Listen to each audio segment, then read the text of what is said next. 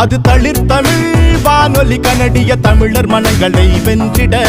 தளிரின் வானொலி, தமிழ் வானொலி, தமிழர் மனங்களை வென்றிட. தளிரின் வானொலி, தமிழ் வானொலி, தளிர்.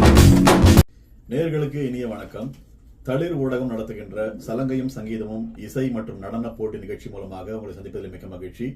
இன்றைய நாள் இந்த இறுதி சுற்றுக்கு முந்தைய ஒரு கடைசி சுற்றாக, ஒரு கடைசி வாய்ப்பாக தங்களுடைய திறமைகளை காண்பித்து இறுதி சுற்றுல பங்கேற்க வேண்டும் என்கின்ற முனைப்போடு பல போட்டியாளர்கள் வந்து கீழ்பிரிவிலும் மேல் பிரிவிலும் வந்து பங்கேற்றிருக்காங்க. அந்த வகையில இன்று மேல் பிரிவில் பங்கேற்ற ஒரு போட்டியாளரோட நம்ம வந்து சந்திக்க இருக்கின்றோம். இன்று கலையகத்தில் வந்து நம்மளோட வந்து கலந்துரையாட வந்திருக்காங்க விகாஷ் லிங்கேஸ்வரன் அவர்களை வந்து வருக என்று வரவேற்கிறோம். வணக்கம் விகாஷ். வணக்கம். எப்படி இருக்கீங்க? நல்லா இருக்கேன். நீங்க? நானும் நல்லா இருக்கேன். எப்படி ஃபீல் பண்றீங்க? நல்லா ஃபீல் பண்ணேன். எல்லாம் முடிச்சப்பறம் ஸ்ட்ரெஸ்ஸே இல்லை. இப்போ அதான் ஸ்ட்ரெஸ் இல்லைன்னு முடிச்சப்போ சொல்றாரு. இதுக்கு முன்னாடி நம்ம போயிட்டு எத்தனை சொல்லியிருப்பா, ஐயோ ஆளோடியா பாடணும் வேற அப்படின்னு சொல்லிட்டு பயந்துருப்பாரு அவரு. இருந்தாலும் அந்த ஸ்ட்ரெஸ் எல்லாம் போய் இப்போ ரொம்ப ரிலாக்ஸ்டா ஃபீல் பண்ண, உங்க முகத்தை பார்த்து தெரியுது எனக்கு. இந்த ஸ்ட்ரெஸ் எல்லாம் போய் ரொம்ப ரிலாக்ஸ்டா ஃபீல் பண்றீங்க.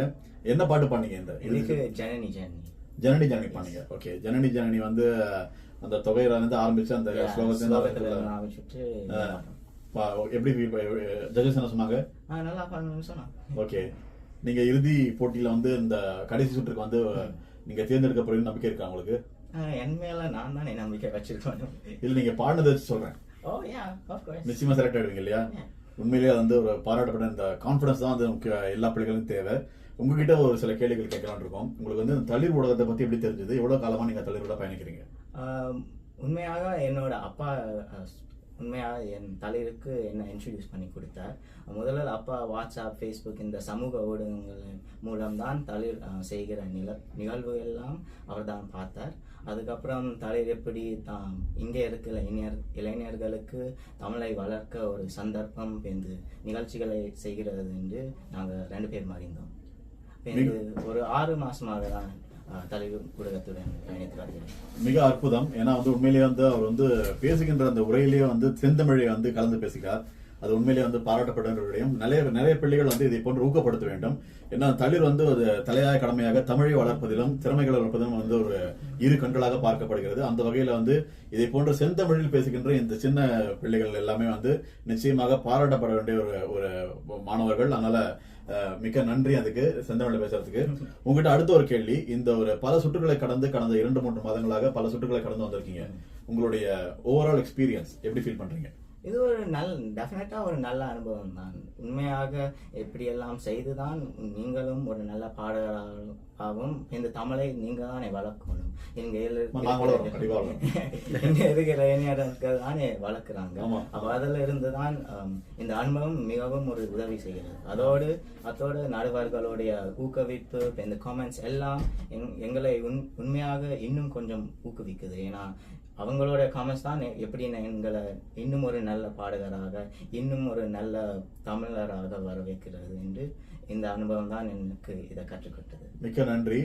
இந்த போட்டி மூலமாக நான் வந்து ஒரு புதிதாக ஒரு விடயத்தை கற்றுக்கொண்டேன் அப்படின்னா என்ன விஷயம் சொல்லுவீங்க? உண்மையாக சில பாட்டுகள் பார்க்கும்போது அதுல சில யூனிக்கான வேர்ட்ஸ் எல்லாம் இருக்கும். அந்த சொற்கள் அந்த விதத்துல யூஸ் பண்ண போது அவங்க உண்மையாக வாலியோ இல்லாட்டி வேற கவிஞரோ எப்படி யோசிச்சு அதை எழுதியிருக்கிறாங்க என்று இந்த சுற்றுகள் இந்த போட்டியின் மூலம் தான் அதை நான் அறிஞ்சு கொண்டேன். ஏன்னா பாட்டு பாடும்போது இல்லாட்டி ப்ராக்டிஸ் பண்ணும்போது அதை தெரிஞ்சுதானே உண்மையாக பாட்டையே பாடுற அந்த ஃபீல், அந்த மூட் எல்லாம் அதை புரிஞ்சுதான் உண்மையாக நல்லா பாட முடியுமா. இந்த போட்டியின் மூலம்தான் எனக்கு உண்மையான பாட்டுகளின் உண்மையான அர்த்தம், சொற்களின் கருத்துக்கள் என்று எல்லாம் கற்றுக் கொடுத்தது. மிக்க நன்றி. அந்த ஒரு என்ன சொல்றது, ஒரு தெளிவான அந்த ஒரு நீரோடை போல அவருடைய தாட்ஸ் வந்து கரெக்டா சொல்லிட்டாரு. எல்லாமே என்னெல்லாம் தேவையோ, என்ன சொல்ல முடியுமோ, என்ன அவர் ஃபீல் பண்ணாரு அப்படியே வந்து உள்ள இருக்கிறத உள்ளபடியே சொல்லிட்டாரு. எதையும் மறைக்காம எதையும் பூசி மழிப்பாம சொல்லிட்டாரு. உண்மையிலே பாராட்டப்பட்ட ஒரு விடயம். அடுத்த ஒரு கேள்வி உங்ககிட்ட என்னன்னா, இந்த போட்டிக்காக நீங்க வந்து எந்த மாதிரியான ஒரு சிறப்பு பயிற்சிகளையும் சிறப்பு முயற்சிகளையும் நீங்க மேற்கொண்டீங்க? யார் உங்களுக்கு இந்த சாங் செலக்ஷன் பண்ணி கொடுத்தாங்க? வளமையா ஒரு பாட்டு செலக்ட் பண்ணும்போது நானும் அப்பாவும் சேர்ந்து குடும்ப உறவினர்களும் எல்லாம் சேர்ந்து சில பாட்டுகள் யோசிப்போம். சேர்ந்து ஒரு லிஸ்ட் ஆரம்பிச்ச அப்புறம் அதுல எந்த பாட்டு வாய்ஸுக்கு செலக்ட் ஆகும், எந்த பாட்டு பெருசா சரியாகாது, எந்த பாட்டு ஈஸியும் சேர்ந்து ஒரு சேலஞ்சும் இருக்கிற பாட்டு மாதிரி தான் அதை எடுப்போம்.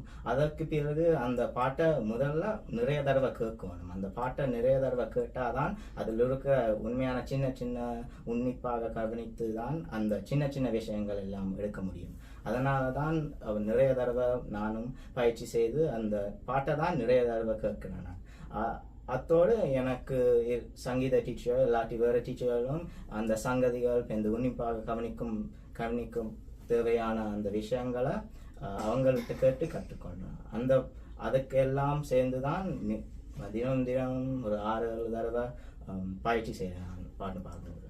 ரொம்ப தெளிவா சொல்லிட்டாரு. ஏன்னா எனக்கு பிடிச்ச விஷயம் என்ன அப்படின்னா, இவர் பேசுறது வந்து மியூட் பண்ணிட்டு ஆக்ஷன் மட்டும் பாத்தீங்கன்னா கையை அசைக்கிறதுலாம் பார்த்தா அந்த ரஜினிகாந்த்லாம் அப்படியே பண்ணுவாரு. அவர் பேசுறவே இப்படி மாத்தி கையை வரல இப்படி இதே பண்ணுவாரு. அப்படியே மியூட் பண்ணிட்டு அவர் பண்ற ஆக்ஷன்லாம் பாத்தீங்கன்னா ரஜினி பண்ற மாதிரியே எல்லாம் பண்றாரு அவர். அதனால பிறவிலே அந்த குணம்லாம் அவர்கிட்ட உண்மையிலே இருக்கு. ரொம்ப நான் பார்த்து வியக்கிற விஷயம் அது எல்லாமே.